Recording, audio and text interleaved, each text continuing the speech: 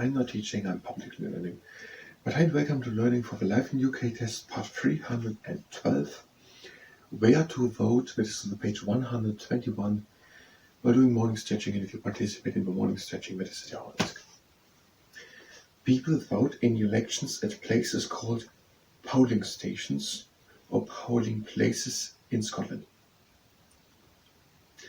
So the vote is done at something called a polling station or also called a polling place. Before the election, you will be sent a poll card. So you get sent a poll card, but you have to register. We had it in the part before, somewhere at a local office or in a register book or something like that, or with a letter. But so you have to register. So you're getting then, if you're registered, a polling card sent. And then you can vote at places called polling stations and polling places. This tells you where your polling station or polling place is and when the election will take place. On election day, the polling station or place will be open from 7 a.m. until 10 p.m. So if you're registered, you get things, you get post, you get a card, and there's written where, at what place you can vote. And that is then on the election day between 7 a.m. in the morning and 10 p.m. in the evening. So quite early in the morning until at least in the late evening. So basically the whole day, from the early morning until the late evening. People can then go over and vote. So, when you arrive at the polling station, a staff will ask for your name, address, and photo ID. So you need to, they will ask you for your name. You have to tell your name, and you have to be also registered with your name in the register book or whatever it is. And they will also ask you for your address, so where you live, and also for a photo ID, so for a picture. You can check that you have the right photo ID at www.gov.uk/how-to-vote/photo ID you'll need no.com on it. You can check there if you have the right photo ID. Maybe they mean a passport or something. Maybe a driver's license, I don't know. But you can check that at www.gov.uk/how-to-vote/photo ID. Photo ID you'll need. And between how to vote there are minuses, and photo ID you'll need there are also minuses, but not between you'll. It's just you'll. You will then get your ballot paper, which you take to a polling booth to fill in privately. So you register at your local office or something like that. And then if there's election, you get the post. There's written on that day, there and there you can go to vote. Then you go there on that day at that time. And the people there will ask you for your name, your address, and a photo ID. And if you provide it at all, you will get a ballot paper, so you get a piece of paper. And with that, you go then to a polling booth. So that is basically, yes, why not? Like a toilet, basically. So it's a closed space. It's not a toilet, but it's a closed space, so it's a private area, if someone has no idea. So it is a little closed space where no one can see you, so you're privately, and you should make up your own mind who to vote for.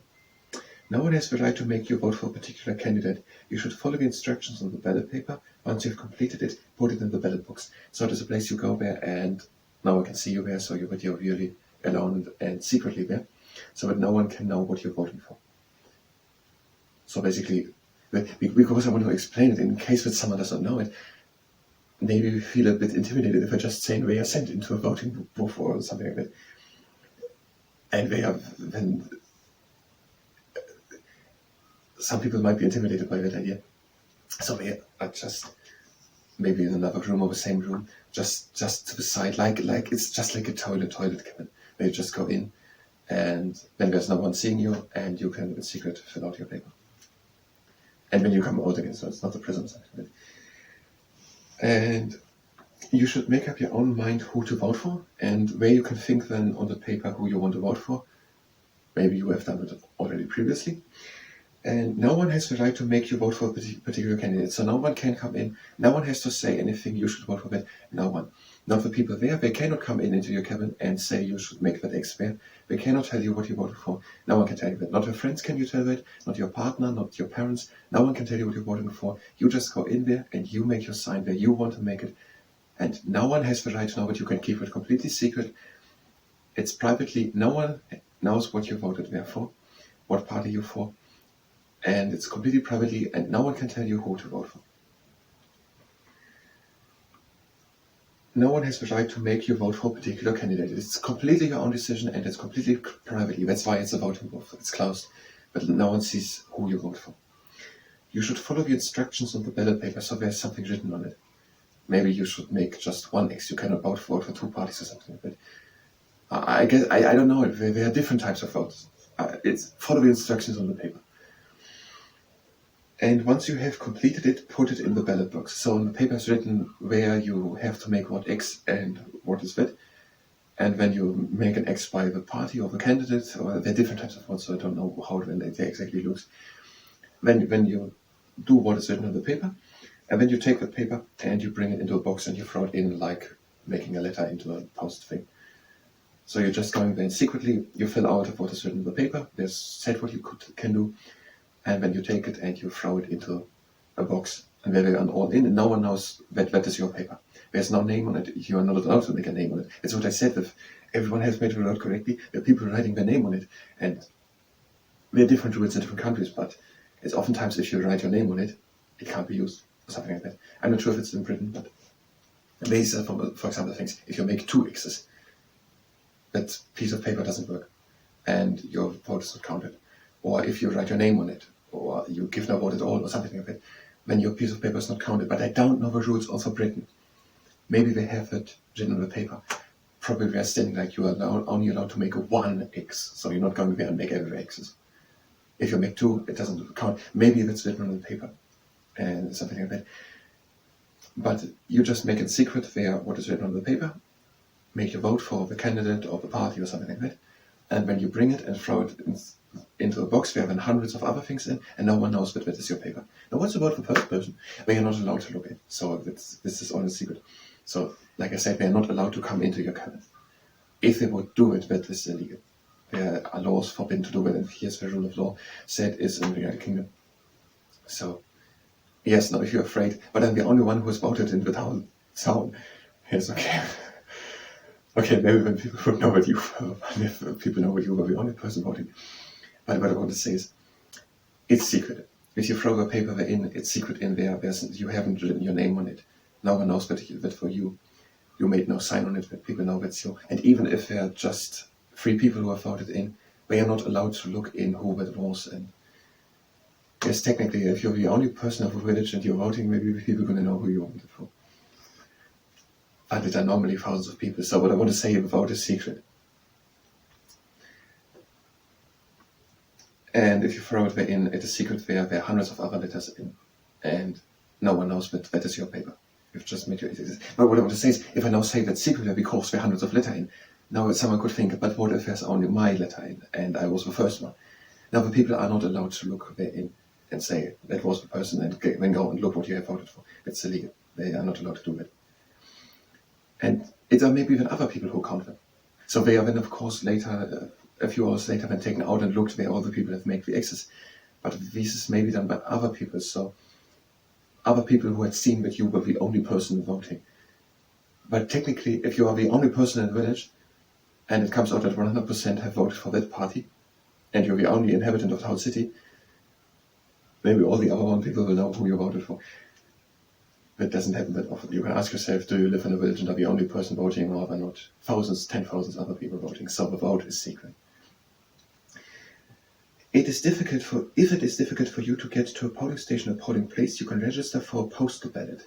Your ballot paper will be sent to your home before the election. You then fill it in and post it back. You can choose to do this when you register to vote. So when you register to vote, you can also write, no, I cannot come there. I cannot walk that far. I have problems traveling. I don't like to leave my house. I cannot leave there, or something like that. Then you can also say, I want it written, and then you get a post, and then you made a piece of paper, and then you write on it who you're voting for. Your ballot paper will be sent to your home before the election. You can fill it in and post it back. So if you say, I cannot come there, you will get post to your home. You will get the ballot paper. Then you make that X at home. You put it in a briefcase and you send it back or something like that. So you can also vote from home. And you have to choose it or something like it when you register. So pay attention if you register what is written there. And if you're just here for the next part, standing for office, there we have something a little bit, standing for office, some exceptions. If you're here for standing for office, then you better go to standing for office for you today a little bit, but otherwise we will do it in the next part. We are doing now morning stretching at your own risk, having just 5 minutes. I'm not sure if they're coming through. But you can do now the morning stretching at your own risk. We're doing forward shoulder circles. We're coming back, up, to the front, and down.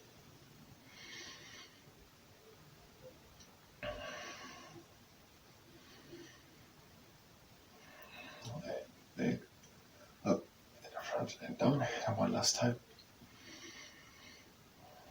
And now backwards in front. Up, back.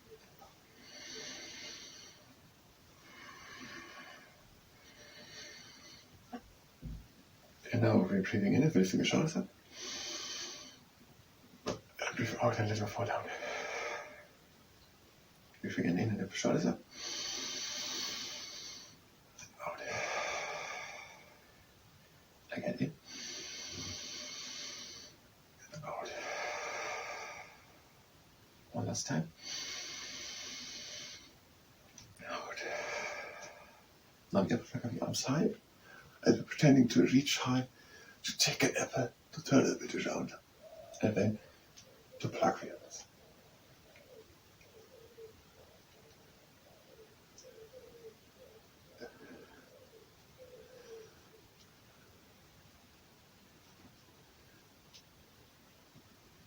And the last time. That's the 2 more. And now over to a shift. Arms up to a T, legs wide apart, we're breathing in. And out, we're shifting just the upper part of our body over to one side. Breathing into the middle. Out, to the other side. And again, in into the middle. And out to the other side. And again, in into the middle. And out to the other side. Into the middle. And out of the other side. Again, in into the middle. And out to the other side. We're breathing in into the middle. Out, we are coming onto our knees, and we're breathing in. And out one shoulder in front, the buffalo fighting its hangover. Taking in the shoulder back, and out the other shoulder in front. In and the shoulder back, and out the shoulder in front. In, and out. Again in. And last round out. Again in. Last time out. Breathe again in. Out and hanging down. Breathe again in. Out over to one leg. Breathe again in. And out over to the other leg. Again in. Out into the middle. Breathe in and become slowly up and around back and the top and backwards shoulder. Now become pause. Just pointing to the outside, we're breathing in and lifting the arms up. Breathing out, going down and placing the elbows against the inside of the knees. And breathing in and straightening up the back. And breathe out, we're coming from the leg up. And again in. And out back to the elbows. Breathe again in. And out. Back and back up. And in. Out and last time to a down pose. We're breathing in and straightening up the back. And out, we're coming slowly up in one straight line. And we're closing exercise. We don't have time for the seahorse pose. We're breathing in. And out.